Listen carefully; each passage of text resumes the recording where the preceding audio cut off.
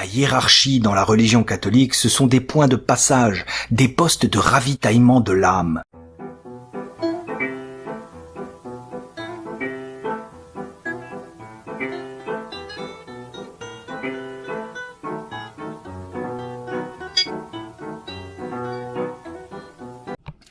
Mesdames, mesdemoiselles et messieurs, bienvenue, le livre est une arme, courte chronique pour une fois, mais chronique qui pourrait donner un nouveau virage à votre vie, écoutez-la bien.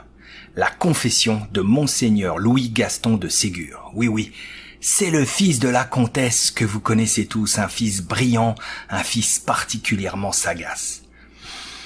Il consacra sa vie à la défense de la religion catholique, pourfendant, vilipendant les écrits maçonniques ainsi que leur façade publique, le protestantisme. En 1851, il écrivit « Réponse aux objections les plus répandues contre la religion » dont il vendit, accrochez-vous, 700 000 exemplaires en France. Plus toutes les traductions en anglais, en espagnol, etc. et même en hindi, donc imaginez, on doit dépasser le million.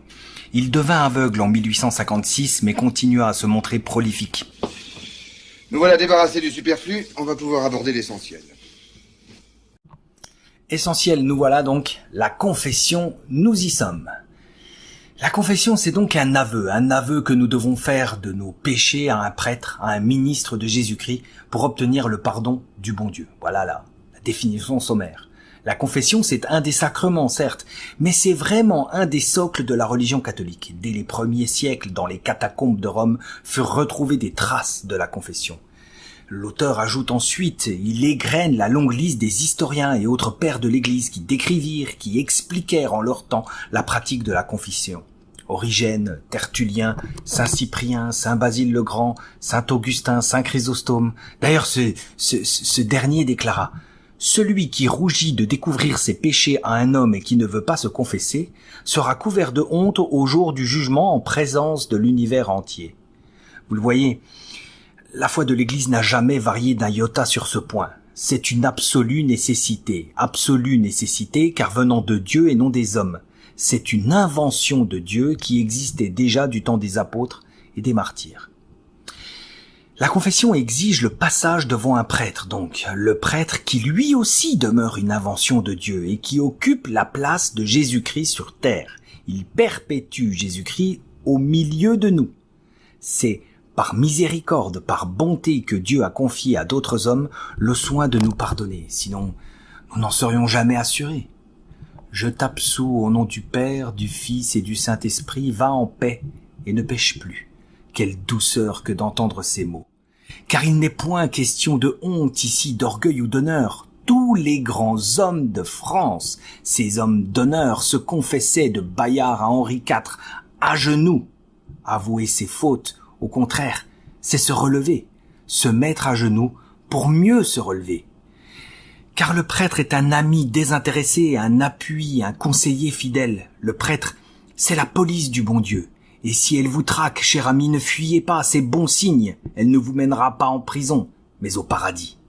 Un berger laisserait-il promener tranquillement ses brebis à côté des loups? Évidemment non. Mais, me direz-vous, à quoi sert la confession? Eh bien, en premier lieu, à se détacher de son orgueil, à se détacher des illusions que lui envoie son amour-propre.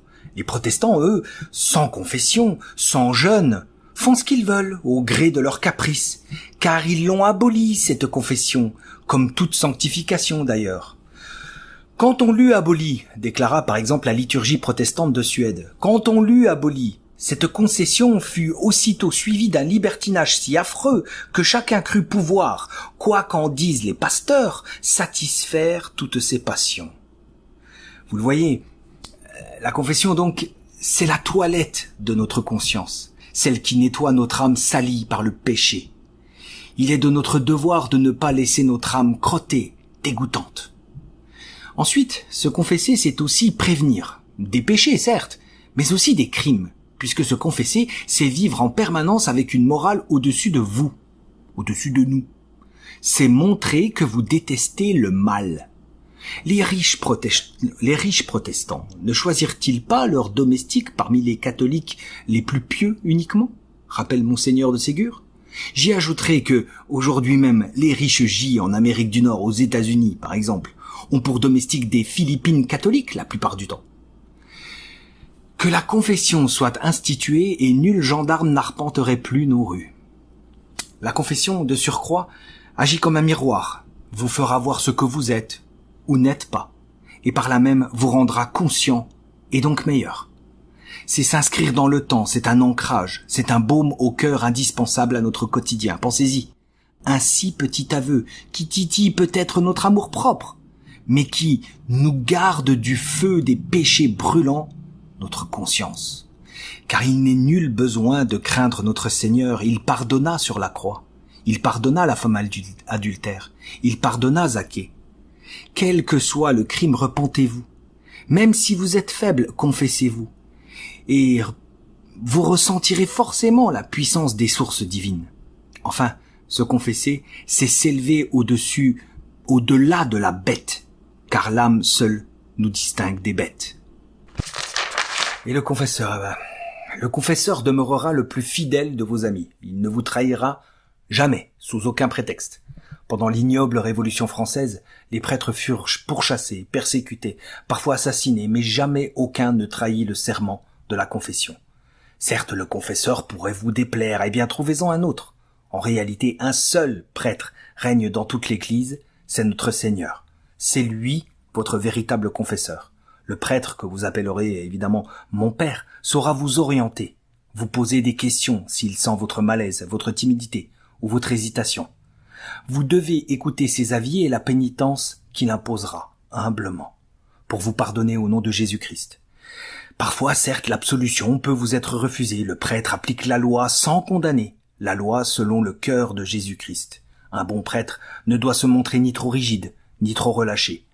Le confesseur, ce qu'il veut, c'est vous sentir en position d'humilité, conscient de vos péchés, peu importe d'ailleurs que vous en ayez oublié. C'est l'examen de votre conscience qui prime. Il faut avoir le courage de ne plus se moquer de Dieu, de le mépriser, ni d'abuser de ses grâces. Voltaire, vous connaissez Voltaire, Voltaire né catholique, mais profondément turiféraire de la religion protestante, vous le savez, mourut dans d'atroces souffrances, car ses proches incrédules empêchèrent le curé de Saint-Sulpice de venir jusqu'à lui. Se confesser juste avant de mourir comporte des risques auxquels l'impie Voltaire a goûté. Par conséquent, il est primordial de voir Jésus-Christ dans le prêtre qui vous confesse, pour être en mesure de chérir l'humiliation de l'aveu, si c'est comme ça que vous le prenez.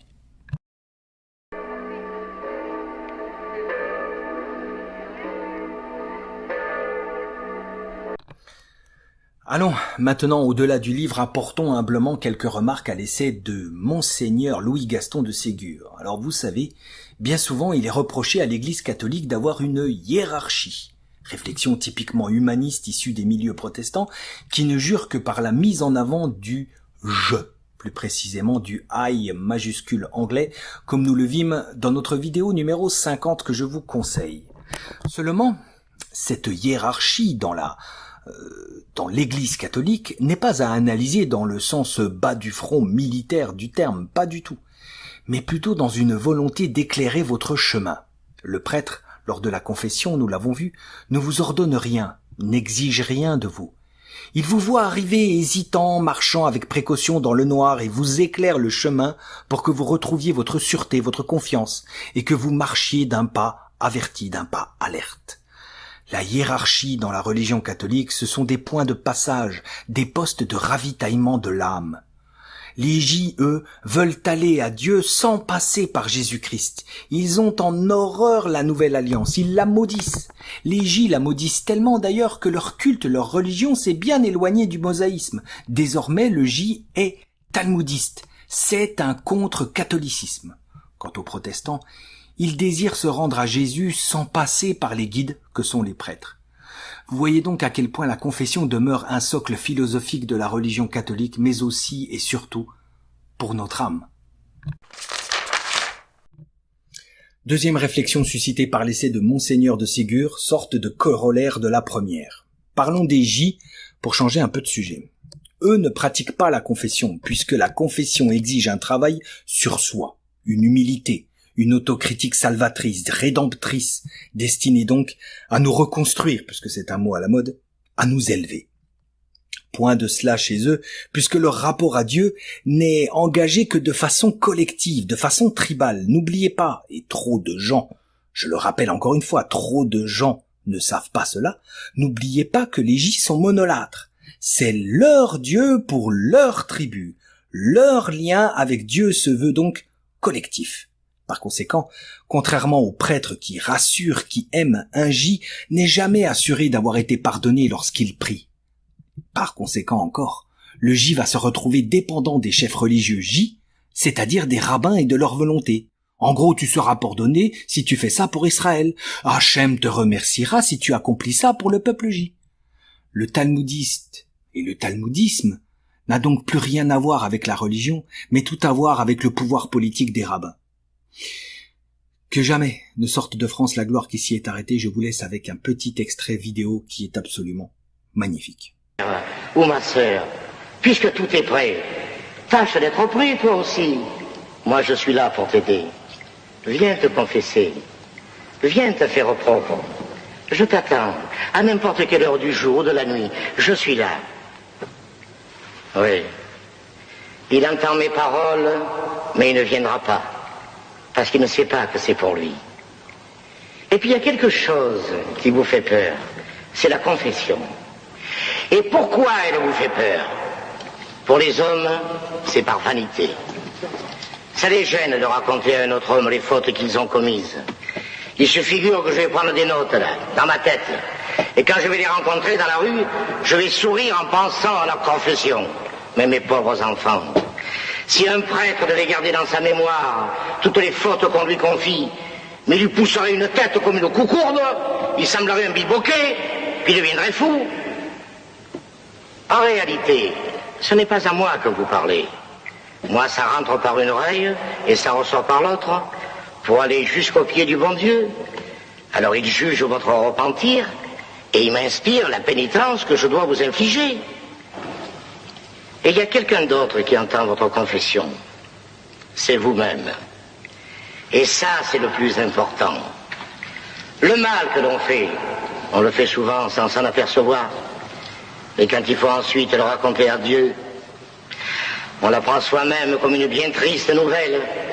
Et quand on est sur le point de recommencer, ça vous met un peu mal à l'aise. On n'y va pas d'aussi bon cœur. Mais même si vous n'êtes pas assez intelligent pour croire à la vie éternelle, pensez à votre vie terrestre. Si vous saviez comme on est bien après une bonne confession. Moi j'y vais tous les lundis, chez le curé de Graveson. Eh bien lundi dernier, en revenant à pied là, sur cette belle route, avec le soleil couchant en face de moi, je me suis aperçu que je chantais. Oh, mais pas un psaume, hein? Non, non, non, une chanson profane. Oh, je vous dis pas laquelle, vous vous moqueriez de moi, alors. Mais c'est ça les bienfaits d'une bonne confession. Quando eu avus fac sacra, vesturse des humana,